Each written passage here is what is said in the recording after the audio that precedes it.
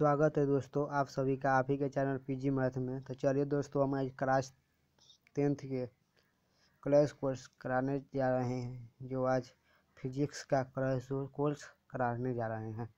तो चलिए दोस्तों, एक चैप्टर का क्रैश कोर्स में देख लीजिए दोस्तों। 25 गो कुल प्रश्न है क्रैश कोर्स के लिए। पहला प्रश्न नंबर है दोस्तों, प्रकाश के परिवर्तन के कितने नियम होते हैं। तो दोस्तों, प्रकाश के परिवर्तन को हम जानते हैं 2 नियम होते हैं दोस्तों। सभी जितना प्रश्न मिलेगा वह सभी VVI मिलेगा। उसी तरह प्रकाश के परिवर्तन के नियम अनुसार आपतन कोण परिवर्तन कोण के बराबर होते हैं। तो देखिए दोस्तों, यहाँ कह रहा है प्रकाश के परिवर्तन के नियम के अनुसार दौत होता है। तो क्वेश्चन दिया होगा तो आपको उसमें लिख देना है आपतन कोण और परिवर्तन कोण बराबर होता है। उसी तरह दोस्तों 3 नंबर क्वेश्चन में बोल रहा है दोस्तों, समतल दर्पण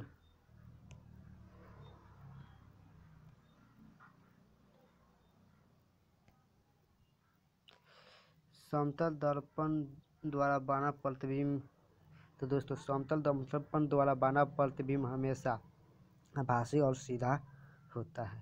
तो देख लीजिए दोस्तों, इसका आंसर आभासी और सीधा होता है।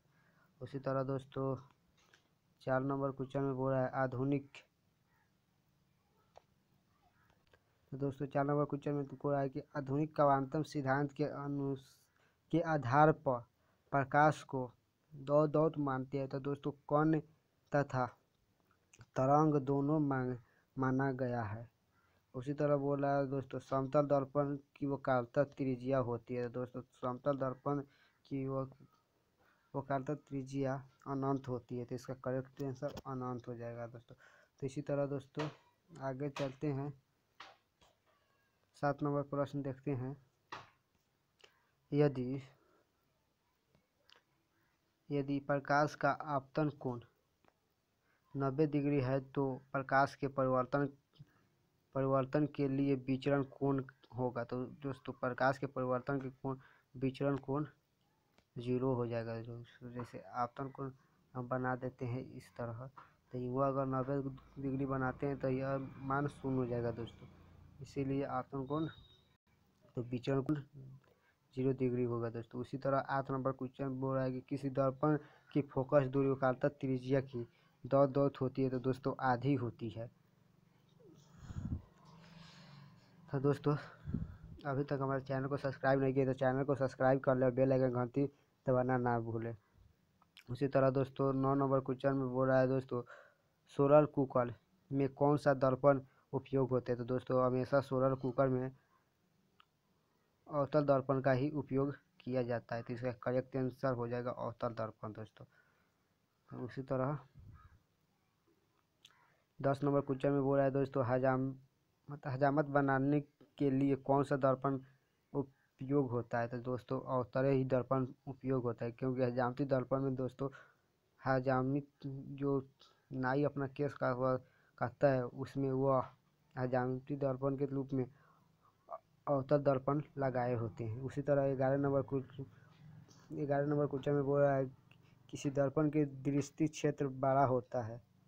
सॉरी दोस्तों, किस दर्पण के दृष्टि क्षेत्र बड़ा होता है। तो उत्तर दर्पण का दृष्टि क्षेत्र बड़ा होता है। उसी तरह दोस्तों 12 नंबर प्रश्न देखते हैं, प्रतिबिंब की ऊंचाई और वस्तु की ऊंचाई के अनुपात को कहते हैं। तो अवलंबन क्षमता कहते हैं दोस्तों। प्रतिबिंब की ऊंचाई और वस्तु की ऊंचाई के अनुपात को अवलंबन क्षमता कहते हैं। उसी तरह 13 नंबर क्वेश्चन कह रहा है कि गोलीय दर्पण की वक्रता त्रिज्या 40 है तो उसकी फोकस दूरी होगी। तो दोस्तों उसकी फोकस दूरी 20 cm हो जाएगा दोस्तों। कैसे, तो वक्रता त्रिज्या 40 है तो F बराबर होता है दोस्तों R/2। तो F से फोकस दूरी R से वक्रता त्रिज्या था, R बराबर दिया है दोस्तों 40। तो 40 से 2 से भाग दे देंगे, हो जाएगा दोस्तों 20। तो इसका करेक्ट आंसर 20 हो जाएगा दोस्तों, 20 cm। उसी तरह 14 नंबर क्वेश्चन में बोल रहा है दोस्तों, उत्तर दर्पण में किसी उत्तल दर्पण में किस प्रकार के प्रतिबिंब बनाता है? तो अब हमेशा दोस्तों उत्तल दर्पण में आभासी और सीधा प्रतिबिंब बनाता है। उसी तरह 15 नंबर क्वेश्चन बोल रहा है दोस्तों, दर्पण की चौड़ाई को दर्पण को दौड़ कहा जाता है। तो दोस्तों ऐसा ही क्वेश्चन में दिया होगा, दर्पण की चौड़ाई को दर्पण की चौड़ाई को दर्पण का कहा जाता है, तो द्वारा कहा जाता है दोस्तों। उसी तरह दोस्तों 16 नंबर प्रश्न में बोल रहा है, मोटर गाड़ी के चालक के सामने लगा होता है, तो उत्तल दर्पण लगा होता है दोस्तों। मोटर गाड़ी के चालक के सामने हमेशा उत्तल दर्पण लगा रहता है दोस्तों। तो इसी तरह चलिए 17 नंबर प्रश्न देखते हैं, प्रधान अक्ष के समांतर चलने वाले प्रकाश के किरण उत्तल दर्पण से परिवर्तन के बाद मुख्य अक्ष के जिस बिंदु से गुजरता है उसे बिंदु को कहते हैं, तो फोकस दूरी कहते हैं दोस्तों। देखिए, प्रधान अक्ष के समांतर चलने वाले प्रकाश के किरण उत्तल दर्पण से परिवर्तन के बाद मुख्य अक्ष से जिस बिंदु से गुजरती है उस बिंदु को दो कहते हैं, तो फोकस दूरी कहते हैं। फोकस कहिए दोस्तों या फोकस दूरी कहिए, दोनों ऐसे। 18 नंबर क्वेश्चन में बोल रहा है, सूर्य से आने वाले प्रकाश किरण प्रकाश पुंज सूर्य से तो दोस्तों 17 नंबर में कह रहा है कि प्रधान अक्ष के समांतर चलने वाले प्रकाश की किरण उत्तल दर्पण के से परिवर्तन के बाद मुख्य अक्ष के जिस बिंदु से गुजरता है उस बिंदु को फोकस दूरी कहते हैं। उसी तरह 18 नंबर क्वेश्चन कह रहा है कि सूर्य से आने वाले प्रकाश पुंज कैसा होता है, तो समांतर प्रकाश पुंज होता है दोस्तों। तो 19 नंबर क्वेश्चन में बोल रहा है दोस्तों कि वास्तविक प्रतिबिंब की प्रकृति कैसी होती है, उल्टा होती है दोस्तों। तो वास्तविक प्रतिबिंब की प्रकृति उल्टा होती है। सिनेमिक के पर्दे पर किस प्रकार के प्रतिबिंब बनता है, तो वास्तविक प्रतिबिंब बनता है दोस्तों। सिनेमे के पर्दे पर वास्तविक प्रतिबिंब हमेशा बनता है दोस्तों। उसी तरह 21 नंबर क्वेश्चन में बोल रहा है दोस्तों, किसी धातु को अवतल 21 नंबर क्वेश्चन में बोल रहा है दोस्तों, किसी धातु को अवतल दर्पण के सामने कहाँ पर रखें कि प्रतिबिंब और वस्तु की आकार समान दिखाई दे, तो वक्रता केंद्र पर रखा जाता है वस्तु या धातु। किसी भी वस्तु को वक्रता केंद्र पर रखेंगे तो उसका वो प्रतिबिंब वास्तविक और वस्तु के आकार के ही दिखाई देगा।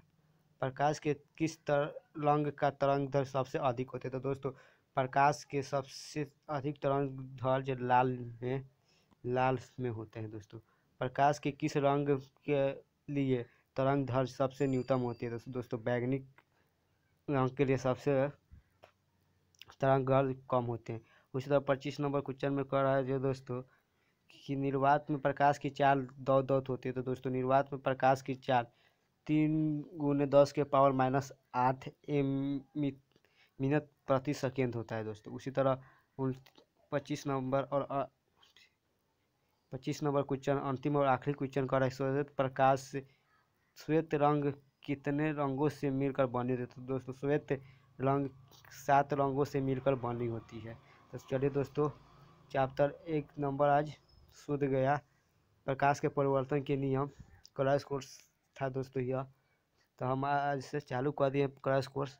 अगर आपको वीडियो अच्छा लगे तो लाइक कमेंट और शेयर करना ना भूलें। जय हिंद जय भारत। फिर मिलते हैं अगला वीडियो।